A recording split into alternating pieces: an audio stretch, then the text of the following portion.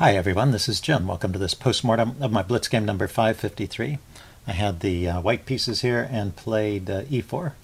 My opponent went for the Sicilian defense with c5. And we get a couple normal moves, knight f3, knight c6, the second choice after d6. And then d4 going for the open Sicilian, c takes, knight takes. And now right here black plays an unusual move. So just to talk about this position for a second, knight f6 is a normal response here, and after I defend that pawn, then e5 can transpose, or e5, that's actually the main line of the Sveshnikov variation, so that's a main way to play. Although after knight to f6 and knight to c3, there are other moves besides e5. You can continue with normal Sicilians, you don't have to go for the Sveshnikov. So that's knight f6, a very flexible move, and going into the main line Sveshnikov or other moves, that's pretty normal. e6 here would be going into the Taimanov Sicilian, which is another respectable way to play. And then g6 here, moving the g-pawn forward, that would be a setting up for accelerated dragon of some kind, it looks like. So those are all interesting ways to play. And also the immediate e5 is the Kalashnikov also. You see that. But a6 is pretty rare right in this case. This is not a Najdorf because the other moves haven't been played. With a Najdorf, you typically have the pawn on d6 and the knight here attacking the e-pawn. So this gives me a chance to play the Moroczy bind. I could also just continue developing with knight c3, but well, I still like to play the Moroczy bind when I get the chance. Partly it's just a matter of gaining experience with this, but now I've played it quite a bit. I'm starting to feel comfortable with it, and I think I like it. So I'll probably keep playing the Moroczy bind when I get the chance, or when it seems like it's a good choice. So now he continues with knight f6. We get a few normal developing moves, knight c3, and e6. And right here I play a rare move. I play f3. Now we're pretty much out of the opening book, so we can just look at this. One idea I missed here, and also I missed this recently in a over-the-board game. There are times when this knight takes c6 move is good, and this is one of them. So I want to take a look at that in this video, partly for my own benefit. So when you take on c6, the usual argument against it is that, well, you're trading off a good piece here, right, that's in the center, a centralized knight, and you're helping black because he can take back with the b-pawn, and that moves a pawn closer to the center, so it improves his pawn structure in a way. I mean, now he can play the move d5 without much trouble. But in this particular case, you can see I can push on with e5. So pushing on with e5, this knight has nowhere to go. The d5 squared is covered. The e4 square is covered by the knight.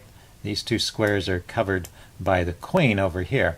So this is one of those cases where the knight really just has to retreat, and you've gained quite a bit. You've chased that knight back, so you have a lot of space. You have a hole here in black's pawn structure, and you have a lead in development. So this is all really good for white. And if we back up, the other way that white can play this is to take with the d-pawn, which is usually not all that desirable in any case, but in this case in particular you can trade queens and get a good position this way. Bishop f4. Just have the edge in development, and black has lost his castling privileges. Although this position is not all that clear. I mean, this the chess engine likes the extra space that that white has.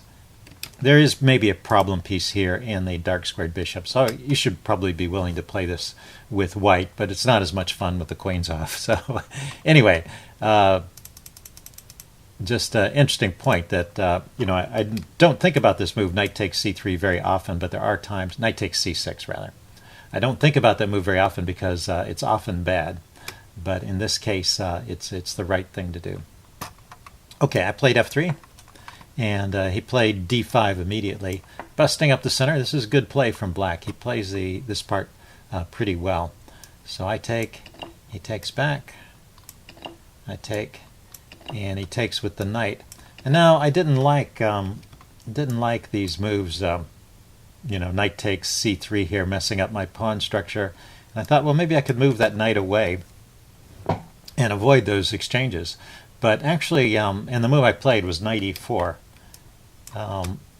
But that is a losing move, and if you didn't see the video, you might want to guess what the right follow-on is for black. Okay, well, I'm going to go ahead and put that on the board. It's kind of a classic example of you see the positive aspects of the move, but you didn't see the negative aspects of it. When I move that knight away, I've opened up this diagonal towards my king, and he can play bishop b4 check, which he does. And now this is a difficult, difficult position for white. The queen has to defend the knight. The knight is a loose piece here under attack and defended by the queen, so I can't do the normal move of bishop to d2. That just loses a piece. So my best hope of holding on is moving the king away from the check, which is not something you want to do.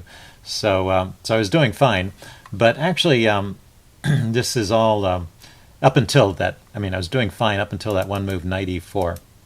Right, so game is about even right here. But knight e4 just gives the whole game away. And my opponent found the right move. He found bishop b4, but he didn't find the most accurate follow-ups.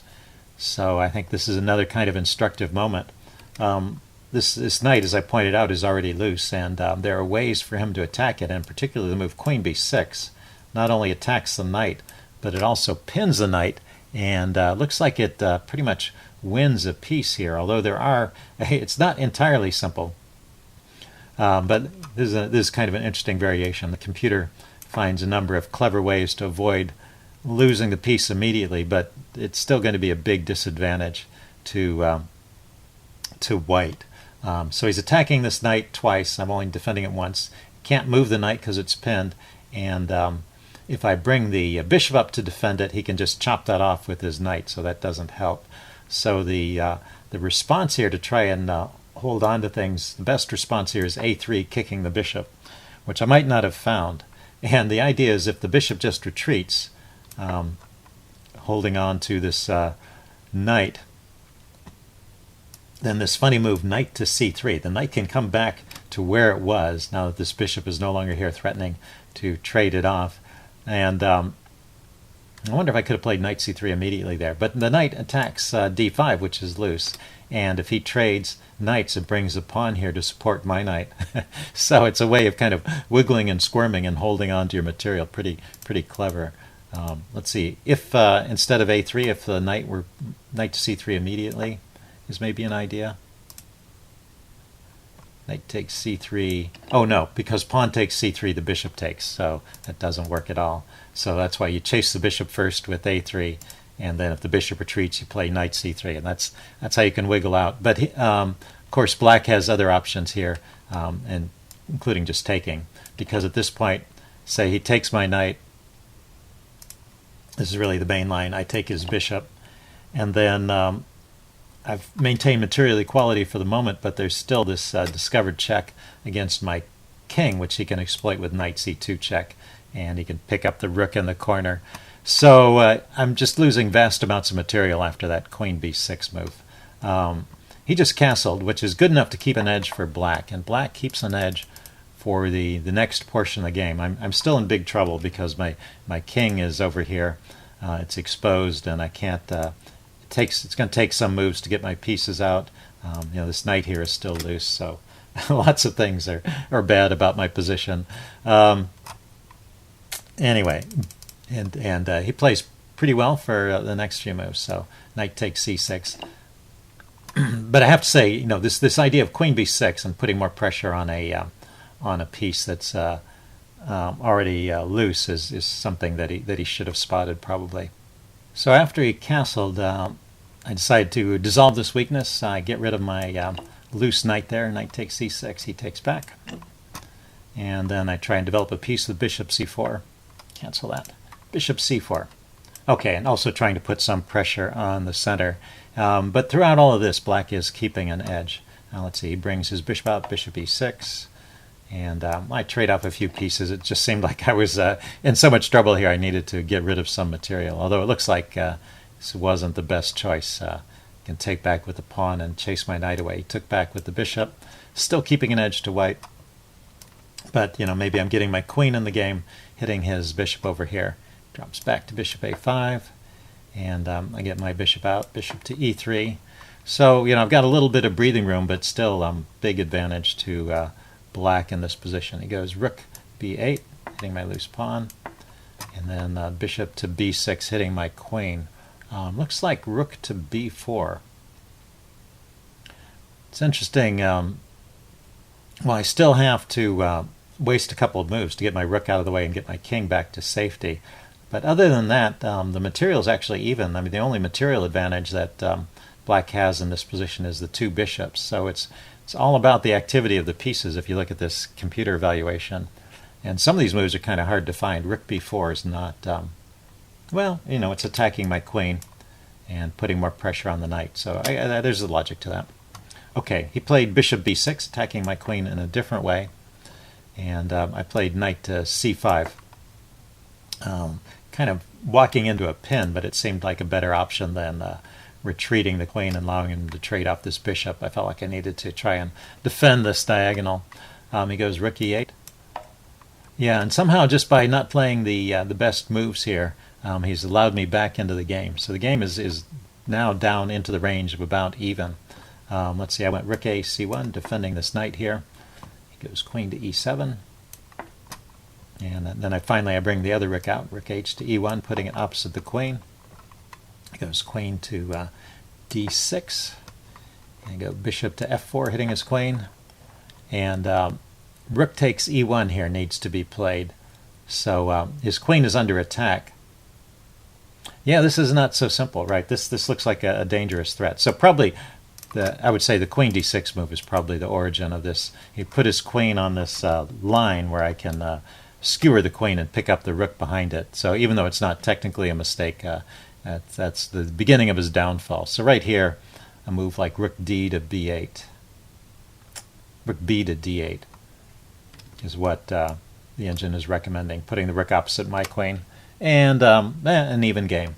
So after queen d6, he can still save the game, but only with some extraordinary measures. So if he plays rook takes rook, then I can take the queen, but then he can grab another rook here. Rook takes c1. It's just two rooks for the queen. If I grab this rook, bishop takes c5. Yeah, the rook supporting the bishop, skewering my queen and king. So that diagonal motif has come back to haunt me. So this move bishop f4 could have been met with rook takes e1, but that's pretty tricky to figure out in a blitz game. Interesting though. So he played a second best move here, but actually all the other moves lose. So he's just losing material because of the skewer. He loses a little more quickly than he needs to because he tried taking the knight, maybe hoping to take advantage of this skewer here, but the rook is on that. And now he's just down material. He moves the queen out of the way, and I grab the exchange.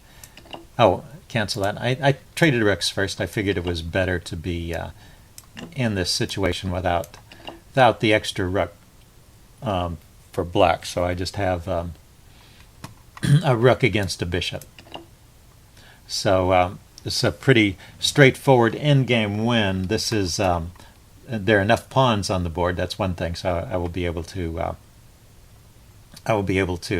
have pawns to queen at the end, and the rook and queen together are a lot more powerful than the bishop and queen. Also, my pawn structure is a little better. These pawns are all together, and he's got a couple of loose pawns here. So all in all, this is a winning position. I just played rook to c3. My idea was to defend along the third rank and advance this pawn.